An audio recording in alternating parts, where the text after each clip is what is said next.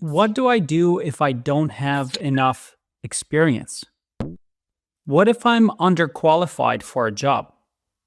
In this video, we're going to talk about what to do if you don't have enough experience.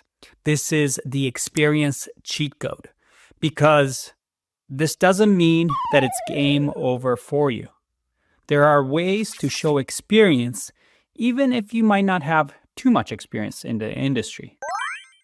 First off, what if you are underqualified for a job? You're looking at a job application and you're saying to yourself, no way, I am not qualified for this job. Well, first of all, you should have this mentality in mind when applying to jobs. Remember the law, don't be a junior? You should be applying to jobs that you feel are underqualified for. That means you should be applying to jobs that are hard, that you think are tough. If a job is asking you to do something that you already know, that you already feel confident in, then you should be asking yourself, what am I going to learn on this job if I'm already good at everything that they list? Am I actually going to learn on this job? Is this job going to put things on my resume that will make me get better, to be in a better position, to get promoted in the future? Or am I just doing this simple job, the same thing that I already know what to do? So you have to and you should be applying to jobs that you think are really, really tough, because those are the jobs that help you grow. And finally, you have to keep in mind that job postings are put in order to weed out the weak candidates. People put way more years of experience than the job actually requires, just to make sure that they don't get any junior, weak candidates. I have seen way too many of these job applications created by non-technical or just human resources people, just making the job sound tougher than it actually is to remove these weak-minded people from applying because they get thousands of applications. So next time you see an application and you think, oh boy, I'm never going to get this job. Well, that's a tough job, and that's what you want. That's what you should be applying to. Because if you look at a job application and you feel confident you are qualified for this job, then maybe you should be asking yourself if you should be applying to more difficult jobs. Because, if you don't try, the answer is always no. Every application should be a long shot. Otherwise, you're doing it wrong. Remember, you're not swimming with others. You're your own fish carving your own way. You want room to grow. You want to dream big. All right, but let's be honest. There's a bit of a problem here, right? You want to dream big, but you might have a bit of a roadblock. What if you simply don't have enough experience? What if you're actually just starting in this industry or in your field? You see, I don't love resumes, and I don't think a lot of people do either. But sometimes without a resume, you cannot really get an interview. And in order to have a good resume, you need to have something to put on the resume, like great experience. Here's the catch though. How can you have great experience if you're just getting started? It's like you have no hope if you're a beginner, right? Or if you don't have work experience because you can't get a job, what are you supposed to do? Maybe you're just out of school, just graduated, or you're changing careers and you literally have zero experience. Well, not quite. As with everything in this course, there's a regular way of doing things that everybody else follows. Then there's the smart way, the unique way that we're going to do. Remember, we're not swimming with others. We're our own fish. You see, experience doesn't just come from working at another company. There are many ways they can demonstrate experience without a past job experience. And here you'll find my favorite ways to showcase and to prove you can get the job done to employers. Now, you won't have to do every single one of these, but 2 out of 5, or even better, 3 out of 5 of these will be great at showcasing on your resume and making you stand out. So let's go in order through these and see how we can add experience using these tools. First, let's talk about LinkedIn. Now, we have a whole section on LinkedIn, so this is just a brief overview, but on LinkedIn, you can demonstrate experience by just simply showing all the things you've done. I'm going to leave my profile for you so you can actually take a look, but if you look at my experience through my years, I have the most random experience. I was a tennis club manager. I was teaching English in Japan. I was a salesperson. I was a tour director. I started a adventure racing company. I did sailing trips. I even have my yoga instructor certificate. You see, these are all kind of random, but they show me doing things and swimming on my own path, showing my unique skills that I'm stacking. And on LinkedIn, there's interesting things you can do like endorsing skills. As a matter of fact, you can have other people endorse your skills that you want and recommend you on your LinkedIn profile. And you can use these to bolster your LinkedIn profile. Again, we'll talk about this in the LinkedIn section. But we actually have a ZTM Academy group where you can actually share endorsements with each other and promote your blogs, your articles, get recommendations from other ZTM students as a way to bolster your LinkedIn and also showcase some other things that we're going to talk about later. All right, but that's just LinkedIn. You've bolstered a bit of your LinkedIn profile. You have some endorsements, some recommendations. Maybe you write a couple of posts, which we'll talk about on LinkedIn. What about GitHub? Well, GitHub, I've already shown you how to use it to create a simple portfolio website, but it's actually a great tool for gaining experience. You see, GitHub is a great way to demonstrate that not only do you code, but you work on projects with others. So it's not just for programmers. You can be a designer, you can be a writer. You can use GitHub because GitHub allows all sorts of files to be uploaded and shared. You can load PDFs, images, designs, and others. But for experience, the number one thing you can do with GitHub is to start making what's called commits and making sure that you have a good history of things that you've done. You see, this is your Git history. This shows possible recruiters your activity on GitHub. And the longer this history is, the more experience, or at least the more experience it looks like you have. This essentially tracks your activity on GitHub. So if you're doing something every single day on GitHub, putting up code, putting up projects, this will be filled with green. And by the way, there's some unique tricks to make it look like you're way more active than you are. For example, you can use some of these tools, which I'm going to share with you after this video, to make cool little GitHub commits that look like this, that actually makes you stand out. And some recruiters are going to stumble over it and say, wow, that's kind of funny, kind of cool how they have that. Again, you're standing out from the crowd. Another way to use GitHub for experience is contributing and participating in what's called open source projects. For example, I've created a Zero to Mastery organization where we have a ton of open source projects that are built by the student community and that you can contribute to. And they're made specifically for you to mess up, make mistakes, get experience. Nobody's going to yell at you if you make a mistake on one of these projects.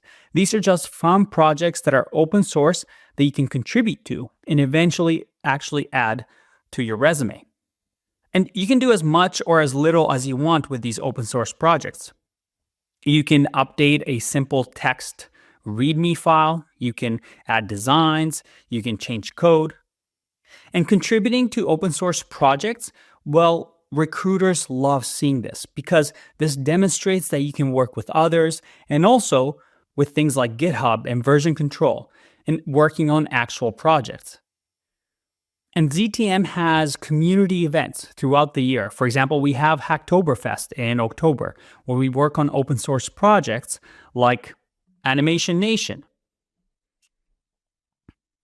where students just share some of their animations with the community. My favorite one that students have built, and this happened just this year, is ZTM Quest. They've literally made a game. That's right, a ZTM game where you can just walk around like you're playing Game Boy. How cool is that? And this was built by students. And you can work on this project if you want and add it to your portfolio, or at least add it to your experience. The next one is portfolio website. And as I've shown you in the previous video when we did a simple portfolio website, you don't need to be a full stack developer or a designer to have your own website. The idea is that a portfolio website is something you build to showcase your big projects, which we talk about in the next point, 1 to 2 big projects.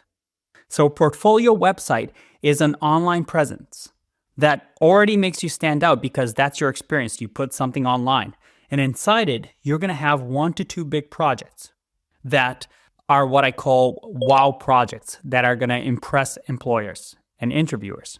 And the idea of these projects in your portfolio is that they're going to be set up in a way that it's something that you're going to be able to speak about in your interview, about how you built the website, how you built the projects.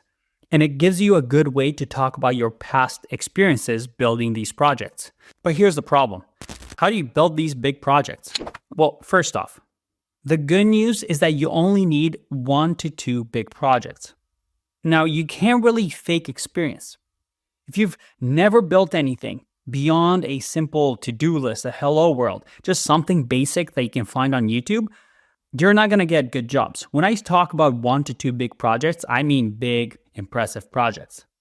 The problem is that when people think about learning, they think about building 100 projects as they learn.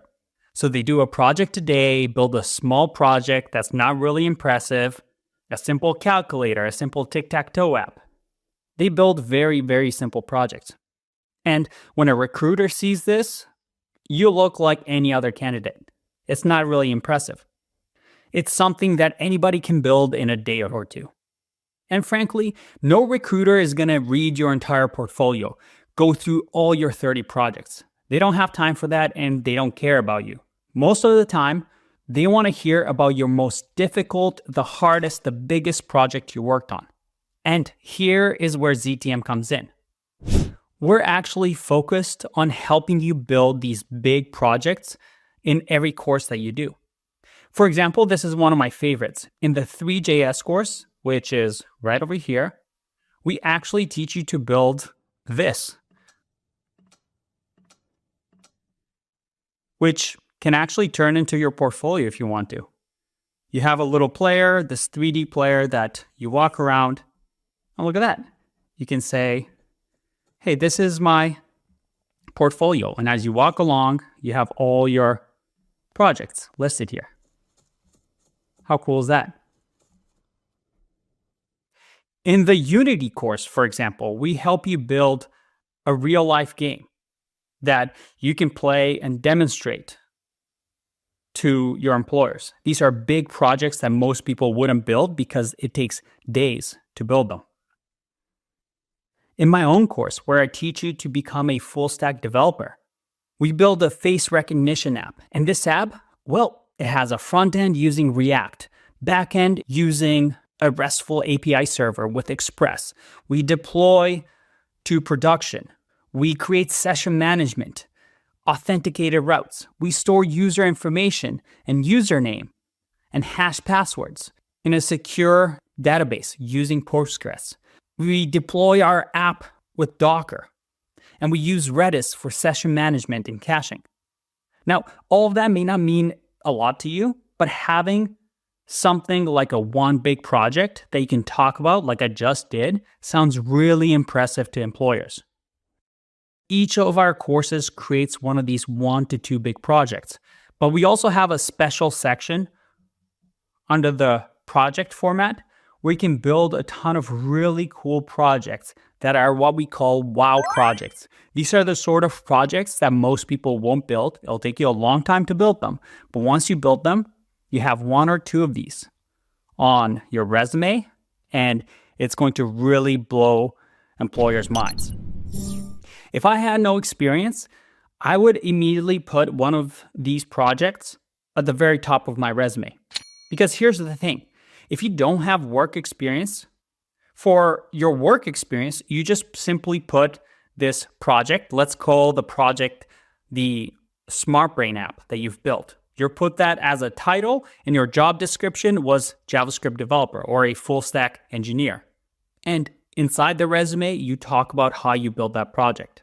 Because to a recruiter, it doesn't really matter if you worked at a certain company. At least when they first glance at your resume, building an application on your own is what's impressive. They couldn't care less about the company that you worked at, unless it's a big, well-known company. They just need to know that you built things that are real, that are big and complicated, and that you solved hard problems. So having one or two big projects that you can list on your experience is a great way to add to your resume if you don't have enough past work experience at companies. And I actually have a few students who have used this technique to get interviews, even though they just learned how to code 6 months ago. All right, final point, because this video is getting long. And this is a blog. This is another thing you can include in your resume, especially if it's related to a technology or a skill you're using and the company you're applying for is using. Now, you can do this with YouTube videos as well, but I prefer writing because it's a lot faster and, frankly, it looks a lot more professional. Writing technical blog posts, you can use AI tools to help you write. You can brainstorm ideas, then use an AI tool like Claude or ChatGPT to help you write a technical blog post that you can put on your portfolio. And you can put this blog post on LinkedIn. You can put this blog post on your website. You can even post it on GitHub. But having this blog that you write can actually be an item on your resume, that you maintain this technical blog where you write topics about your skill. They don't need to know how many readers your blog has, but the fact that you've started a blog on this specific skill that they need, that's impressive. And that's experience. So let's review here. What happens if you don't have enough experience? Well, all of these points will allow you to gain that experience, or at least show that you have experience without actually having traditional company work experience. All you need to do is start something on your own and build something like a project or a portfolio or a blog post. This shows initiative, and let's be honest, the whole goal is to get an interview, because all of this is to get an interview. The whole point of this section is to get that interview, because once we get in the door, once we get the interview, we're going to ace it because of the upcoming section on interviews. By taking this initiative, you're doing more than most people that hope to just land an interview by sending a generic resume to hundreds and thousands of companies just by simply clicking a couple of buttons. You'll immediately stand out from the crowd and give you something to put on your resume that, again, is different than the average person. Plus, you have the added benefit of having something to talk about on your actual interview. Remember, nothing is given to you for free, and luck is for those who rather wait than go after what they want. Don't depend on luck, because luck is exactly that, a gamble. So work hard for it. By simply building something just for fun, such as a side project, you're showing how self-motivated and ambitious you are. Experience doesn't mean on-the-job experience. Experience means work. All of these things I've listed here answer this question: do you have experience?